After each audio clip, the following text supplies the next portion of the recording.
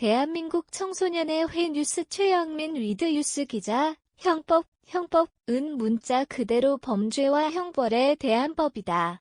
즉 무엇이 범죄인지에 대해 정의하고 적절한 형벌에 대해 정리한 문서라는 것이다. 그렇다면 범죄에 대한 형벌을 강제하는 형법은 어쩌다 사회에 등장하게 되었을까?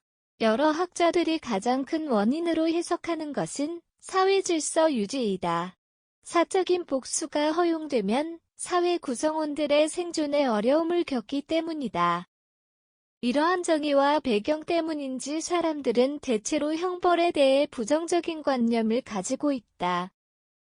작은 잘못에도 형벌이 내려지는 것은 아닌가, 형벌 집행자에게 나쁜 모습을 보여서 문제가 생기는 것은 아닌가 걱정하는 것처럼 말이다. 그런데 사실 형법은 우리가 생각하는 것처럼 무시무시하고 자비 없는 법이 아니다. 그 본질적인 목적이 복수나 처벌이 아니라는 것이다. 오히려 우리를 보호하기 위한 장치라고 인식해도 문제가 없을 정도다. 필자는 그 증거로 형법의 5가지 원칙을 제시하려 한다. 먼저 법률주의 원칙이다. 법률주의 원칙이란 처벌 규정이 법률 형태로 존재해야만 형벌을 내릴 수 있다는 원칙을 말한다. 해당 원칙에 따르면 관습이나 적법하게 위임되지 않은 규정을 근거로 하여 형벌을 내릴 수 없다. 두 번째로 명확성의 원칙이다. 명확성의 원칙이란 형법의 규정이 사람들에게 명확한 행동 기준을 제공해야 한다는 것이다. 만약 대부분의 사람들이 규정을 보고도 어떤 행동이 범죄가 되는지 인지하지 못했다면 비난하기 어렵기 때문이다. 세 번째로 유추 적용 금지 원칙이다.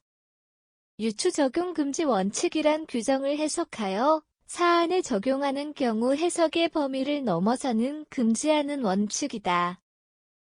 예를 들어 반려동물이 일으킨 범죄를 사람이 일으킨 범죄와 똑같이 처벌하는 것은 이상하다는 것이다. 물론 모든 해석을 금지하는 것은 아니다. 사회가 복잡해지면서 형법에도 추상적인 표현이 필요해졌기 때문이다. 모든 것을 규정하기에는 범죄의 형태가 너무 다양해져서 어느 정도의 유연성이 필요하다는 취지이다. 네 번째로 소급표 금지 원칙이다. 앞서 소급표는 지나간 범죄에 대해 새로운 규정을 적용하는 것을 말한다. 따라서 해당 원칙은 처벌받지 않아도 되는 행위가 새로운 규정에 의해 처벌받는 것을 금지하는 것이다. 반대로 소급표가 적용되지 않는 경우도 있다. 바로 소급표가 행위자에게 유리한 경우이다. 규정이 변경되었다는 것은 단순히 형식이 변한 것이 아니라 사회 구성원들의 법적 의식이 변화한 것이라고 해석하기 때문이다.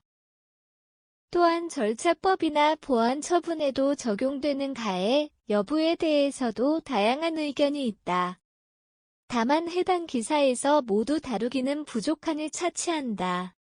마지막으로 적정성의 원칙과 임금지의 원칙이다. 적정성의 원칙이란 형벌이 범죄를 넘어서는 수준으로 내려지는 것을 금지한다는 것이다. 한마디로 형벌이 행위자의 책임을 넘어서는 것은 부당하다는 것이다. 위에서 보았듯이 형법은 우리를 노려보는 것이 아니라 우리를 등지고 지키는 것이다. 그러니 가끔은 형법이 우리를 어떤 방식으로 지키고 있는지 살피고 위험을 함께 인식해보는 것이 어떨까?